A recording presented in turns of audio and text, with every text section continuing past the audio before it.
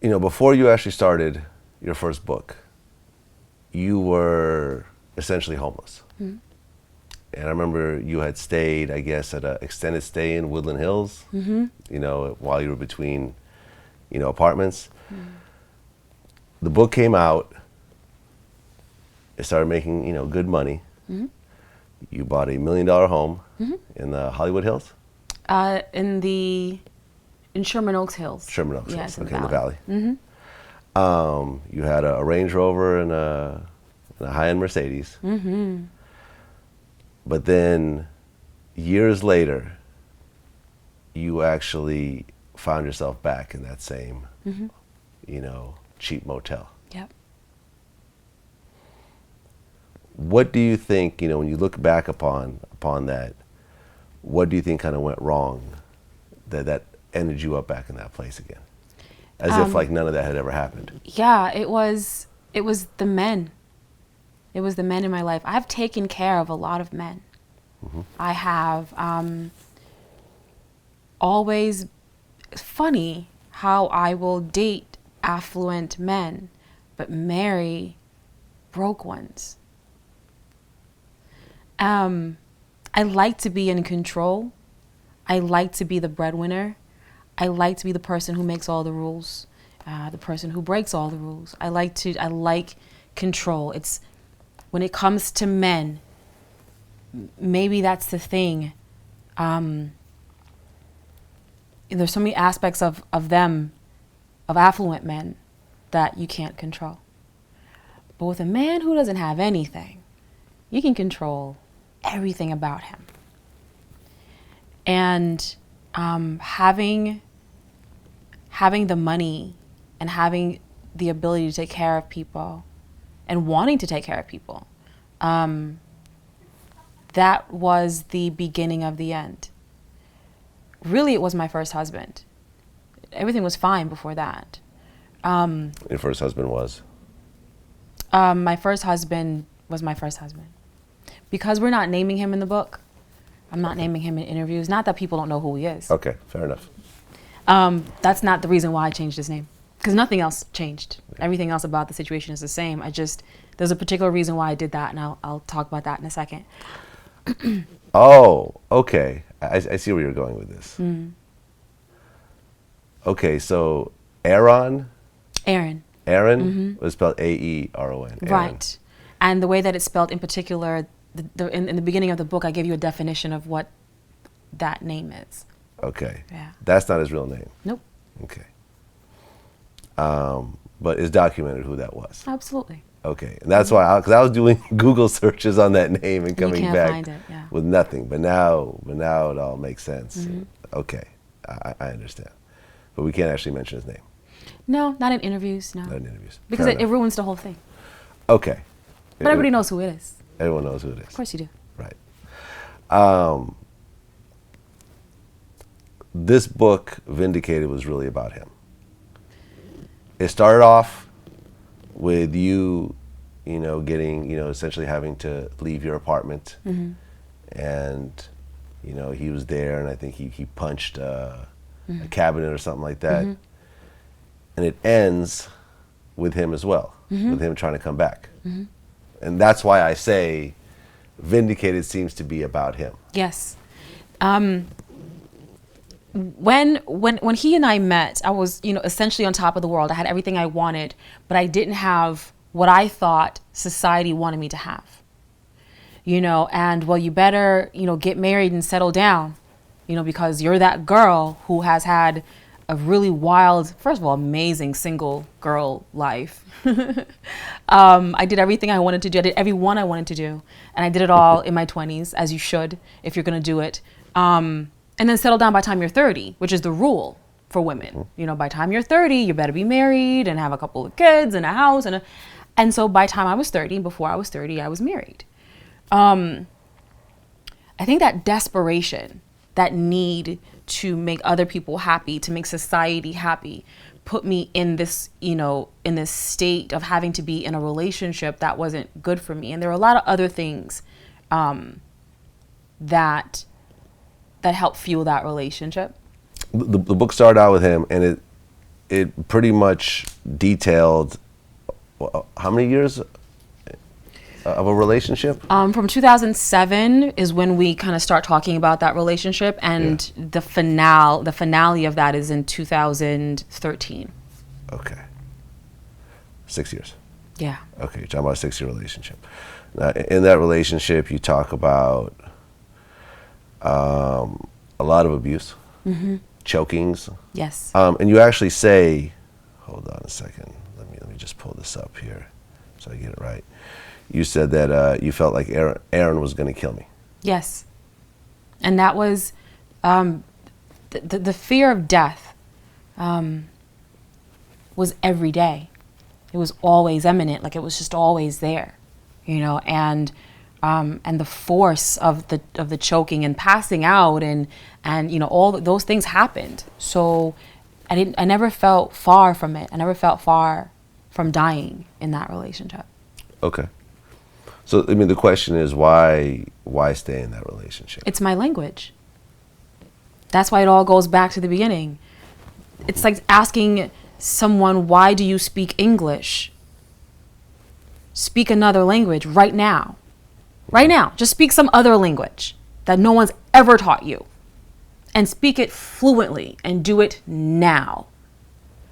You can't do it because it's not your language. So you feel that unless you're in a violent relationship, it doesn't feel natural to you? For a long time, yeah. For a long time, until I was about 33. If my relationships were not violent or in some way diminishing me, it didn't feel natural. It felt wrong. Okay. Well, I mean, a lot of people are going to watch this, and they're going to say, okay, this is Karrine's point of view. Mm-hmm. But there's also going to be the point of view of the person she's talking about who's not giving that point of view at this point. Mm-hmm. Was there violence from both ends? No. No, it was always one-ended. Absolutely. I cried more than anything. Okay. I lay on the floor in puddles of blood more than anything. I'm the one who suffered. That man never had anything, and I'm sure I threw a dish once in a while. I know he got slapped one time. Mm-hmm. At a strip club, but his father beat his mother, so that was also his language. Okay, so you have me knowing, and my language is always I'm always being beaten. Mm-hmm. I'm always being talked down to. I'm always being called names. My mother's been calling me a whore since I was 13 years old. Okay, that's why that doesn't hurt me. None of that shit hurts me. Okay?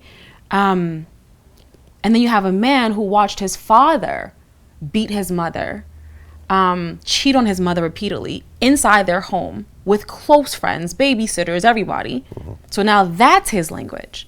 So you have two people with two dysfunctional languages coming together and trying to have a functional marriage / family / relationship, and it's never going to work. Well, there wasn't any violence on your end, but you yourself have, in this own interview, admitted that if you feel hurt, you're gonna try to hurt the person back. Absolutely. They go hurt. to 5. It's not hurt. It's disrespect. Disrespect. It's a matter of respect. Right. But but there is definitely a vindictive side of Karrine. To be fair. No. No, it's not vindictive. It's that, what's good for the goose. This is what life does. When you do things, mm-hmm. it will all come back to you. Okay. Whether you want it to or not. Everything I've done, every decision I've made, it's come back to me. Okay? I've gotten in life exactly what I deserve. Good and bad. Okay? Mm-hmm. When you do something to me, without me even trying to, it is going to come back. Okay? There is nothing I can do about that. And there's nothing you can do about that. This book, I've held on to these stories for years. Mm-hmm. I could have written this book 7, 6, 5, 4, 3, 2 years ago. It wasn't about that. Because if it were, I'd be letting you know these things as they were happening. There is such a thing as the internet, and everything written in that book and Vindicated is supported by court documents. Okay? So there is paperwork for all of that, legal paperwork for all of that. It would have been nothing to call TMZ or somebody or you or the news and say, oh my God, look at what's happening to me right now in real time. But that's not what happened. I held on to all of these things. And I wrote other books in the interim and never mentioned any of these things because it's not about like vindictiveness. You know what I mean? I held on to these things for a long time. It's about chickens coming home to roost. That's it. You know, I mean, there's the term, hell hath no fury, like a woman scorned. And that's probably true. And if you hadn't have done it, then I wouldn't be able to talk about it. Right. So don't do it. And I'm a writer. I write down everything that's ever happened to me my entire life. And I remember everything since I was 2 years old. I got a mind like a steel trap. If you don't want to be written about, don't fuck with a writer. How about that? And people around me need to always be aware. It's just like anyone who works for a magazine, you know, who will go to a party and say, well, guess what party I was at last week? And this is what happened. And this is who said what. I'm a reporter. I am reporting on my life. I am a writer. There are millions of us out there who do it. I'm not the only person doing this. There's lots of writers who are writing autobiographical works every single day. Or any kind of nonfiction based on real things. There are millions of us. This is what we do. It's like I don't go up to a reporter, someone who I know is a gossip columnist, and tell them all my fucking business. Right. Because they're a gossip columnist. So when you step into my life, step very carefully. Because everything is up for grabs. And it's not about being vindictive. This is what I do. This is part of my language now. And in order for me to make sense of everything, you know, if I was a singer, I'd put it in a song. If I was a rapper, I'd rap about it. You know, you don't go around telling rappers they're being vindictive when they start naming every single girl they fucked. You don't tell them they're being vindictive. You don't tell, you know, entertainers when they start naming out girls and strippers that they deal with that, oh, that's vindictive. Why are you naming her? Okay. But you tell a woman that she's being vindictive or that, you know, this is, or a writer, like there is no difference. This is my art, right? And just like a music artist has his, everybody's art is different. If I was a painter, I would paint it, you know? Right. This is how I express myself. I feel you.